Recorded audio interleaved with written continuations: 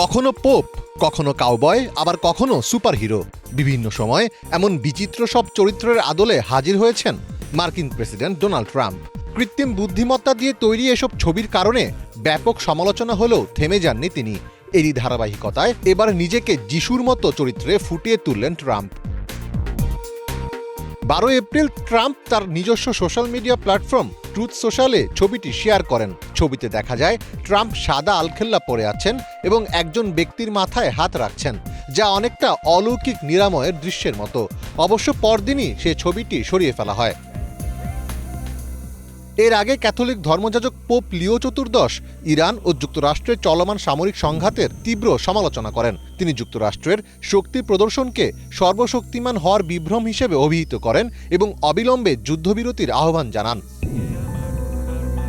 তার এই মন্তব্যকে ট্রাম্প নিজের প্রশাসনের পররাষ্ট্রনীতির ওপর সরাসরি আক্রমণ হিসেবে গ্রহণ করেন। পোপের মন্তব্যের প্রতিক্রিয়ায় গত 13 এপ্রিল ট্রাম্প তার ট্রুথ সোশ্যালে বেশ কিছু পোস্ট করেন। সেখানে ট্রাম্প দাবি করেন যে পোপ লিও যুক্তরাষ্ট্রের শত্রু দেশগুলোকে পরোক্ষভাবে সমর্থন দিচ্ছেন।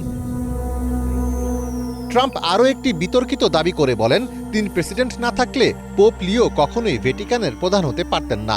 তিনি বলেন, একজন আমেরিকানকে পোপ বানানো হয়েছে শুধু তার সাথে বোঝাপড়া করার জন্য। ট্রাম্প পোপ চতুর্দশ লিওকে দুর্বল এবং আন্তর্জাতিক সম্পর্কের জন্য অনুপযুক্ত বলে সমালোচনা করেন।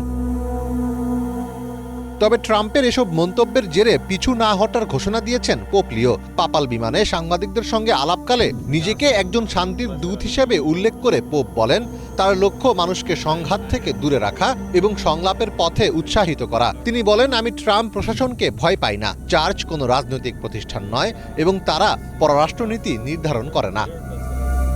ভ্যাটিকান সম্বন্ধে সঠিক ধারণা না থাকার ফলেই ট্রাম্প এমন মন্তব্য করছেন বলে মনে করছেন অনেক বিশ্লেষক। ভ্যাটিকান সাংবাদিক এবং পোপ লিও চতুর্দশকে নিয়ে লেখা বইয়ের লেখক ক্রিস্টোফার হোয়াইট মনে করেন, পোপের ওপর প্রেসিডেন্ট ট্রাম্পের এই আক্রমণ একটি নজিরবিহীন ঘটনা।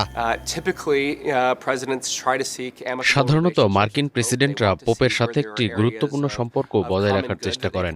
তারা বের করার চেষ্টা করেন যে কোন কোন ক্ষেত্রে তারা জনকল্যাণে একসাথে কাজ করতে পারেন।